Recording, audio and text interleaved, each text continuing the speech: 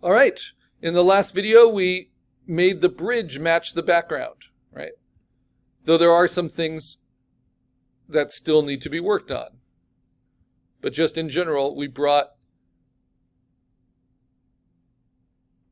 I'll just show you, a lot into it with direct adjustments and then deleting. So it looked like that, and we got it to open up and erase away to look like it all matches a little bit better.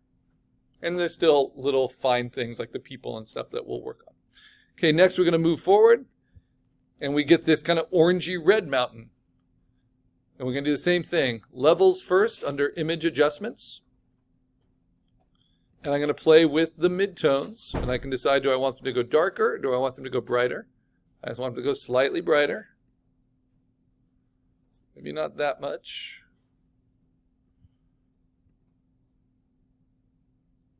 And then actually, under image adjustments levels, I might want to limit the highlights just a little bit. Just a touch. Okay. Now I'm going to go to color balance, adjustment, color balance. And do I want the midtones to go warmer? They're already really warm, so I'm actually going to push them a little bit cooler to kind of match those more, the cooler granite behind it, and a little bit away from magenta, and a little bit towards cyan. You see how that's starting to work in the family a little bit. Then in shadows, I'm going to push it cooler.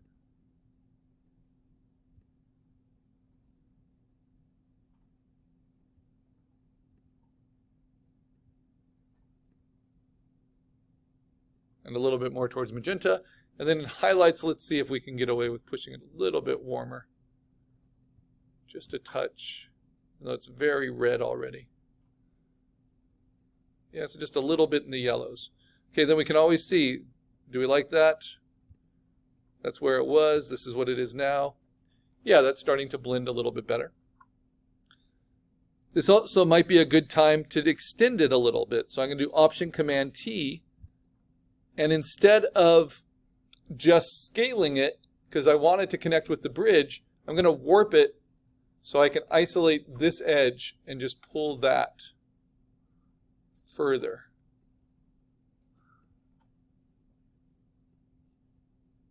You know, beyond that tree line. And then be able to bring it back on this edge. And this is why organic things are easier than man-made things, because we're okay with them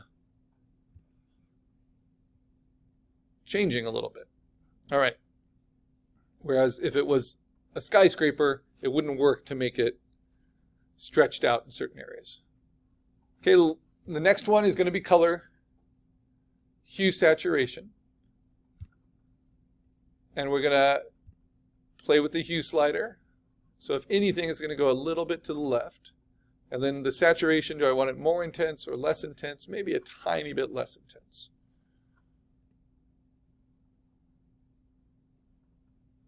All right, so just matters of degree. Okay, now, how can that help us? Well, now it all blends. I can erase, and I'm going to start with 100% opacity with my eraser, and I'm going to get rid of these hard edges.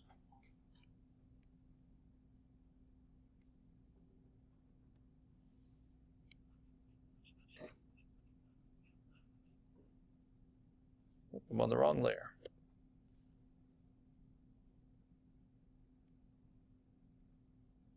There we go.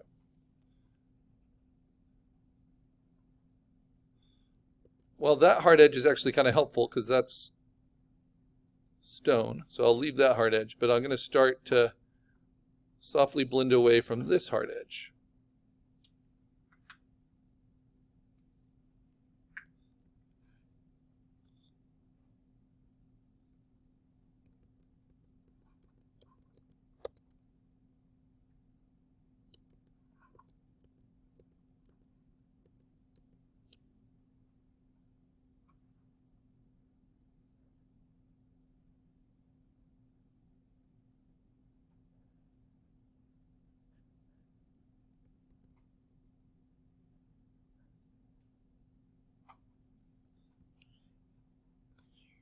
All right.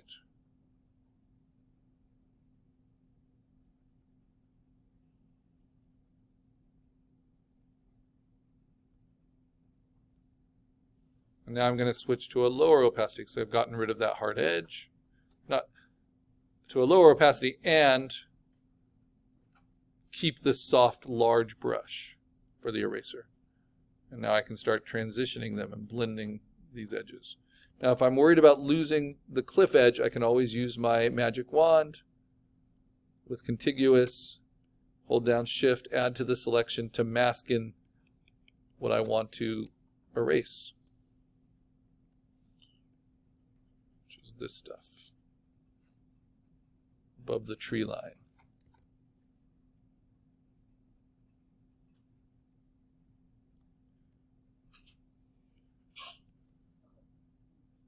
Bless you. All right. So we can see that. Yep, yep, yep. And then we have some issues around here. So first we have to identify what layer they're from. And it's all of this kind of bright blue.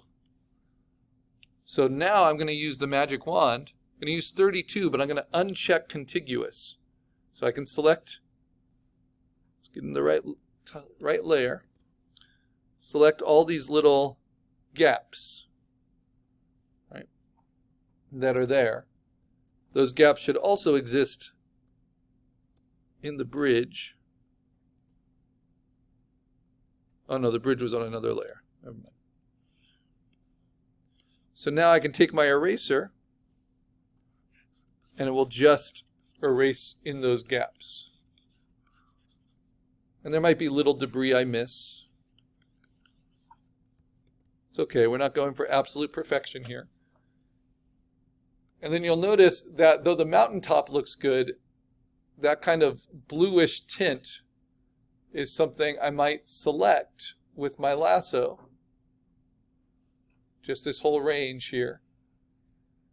And then I can just go to Image Adjustment, the direct adjustments, and instead of affecting the whole layer, I can just limit that highlight just on the edge.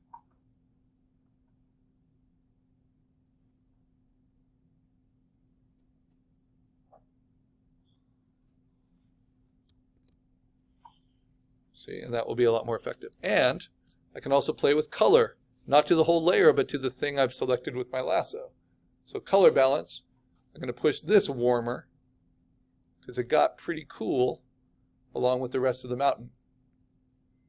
Now, the problem with that is it's also changing the edge there. So I think before I do that, I'm going to hold down Option and deselect this ground stuff, which looks pretty good.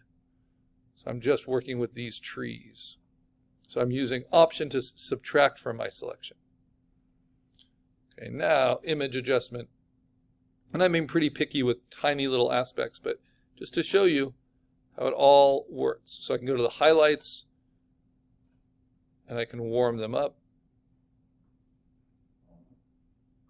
I can go to the midtones, warm them up. Go to the shadows, cool them down.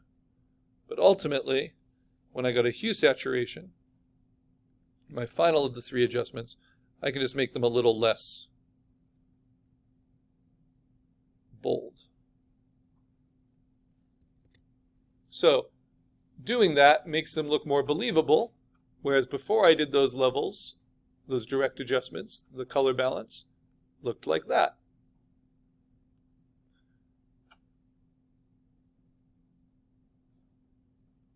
Looks like that, right? So big difference just using the direct adjustments to make things match.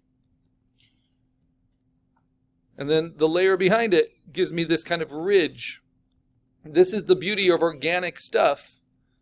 I could just delete it, but I'm even able to just kind of find my own edge. Whoops, wrong layer.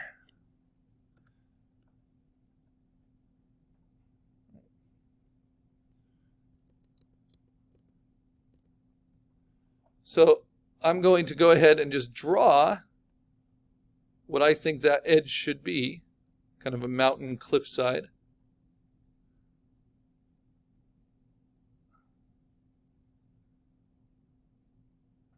Going to go around this rock. I like that rock. I like this big shadow behind the tree. All right, and then I'm going to, whoops, wish I didn't do that. Select it, and then I'm going to option this one out. There we go, and then add this in with Shift and with Option. All right, so now instead of just deleting it immediately, which will give me a very, very sharp edge, just hitting delete. So that's a little sharper than I want. I'm going to, before I delete, click Select and Mask. And if you remember from last class, it's where you can set a feather and a shift and have it remember those settings so that it softens your selection. This can be true on anything you lasso or anything you use Magic Wand with. And then when I hit delete, I'll zoom in so you can see it will soften it. And the more I hit delete, the more it will kind of bite away and soften it. And that's a little bit more believable an edge. Then I'm going to do it to what's on top. Same thing. I'm going to find an edge. Just kind of draw it. Organic. That kind of goes along with what I've already drawn. And then instead of just hard deleting, I'll add that on with Shift. I'm going to say Select and Mask. It's going to remember my settings. I'm going to say OK.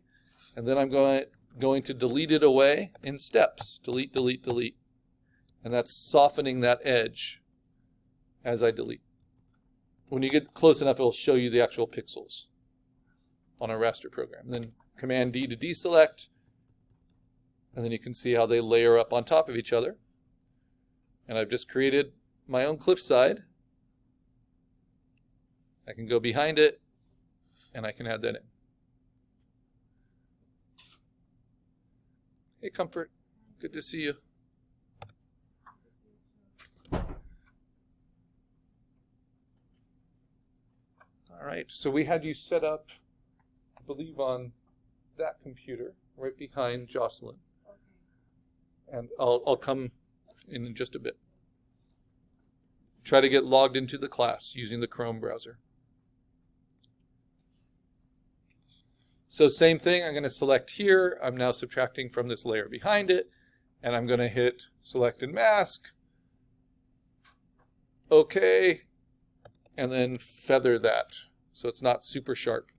So I just created my own top of a cliff out of two different layers that were arbitrarily cut off from their reference. Right?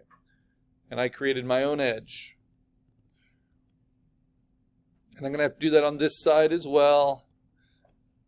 So I'm going to use my lasso. First I got to find that layer. There it is. And now I'm going to find with my lasso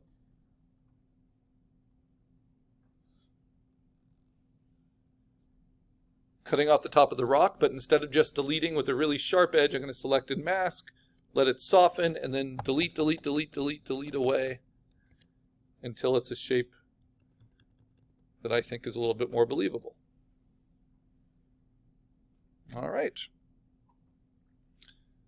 Next, we get into the foreground. And I'm going to turn off the tree just for now because there's a lot to make match with the lighting here. Now the foreground is always going to be warmer and more contrasted with more textures than the background is. Especially the far foreground, or what we call the middle ground. That's where you want your most texture. But before you start erasing out edges carefully, we want to play with those direct adjustments. So image adjustments, levels is first.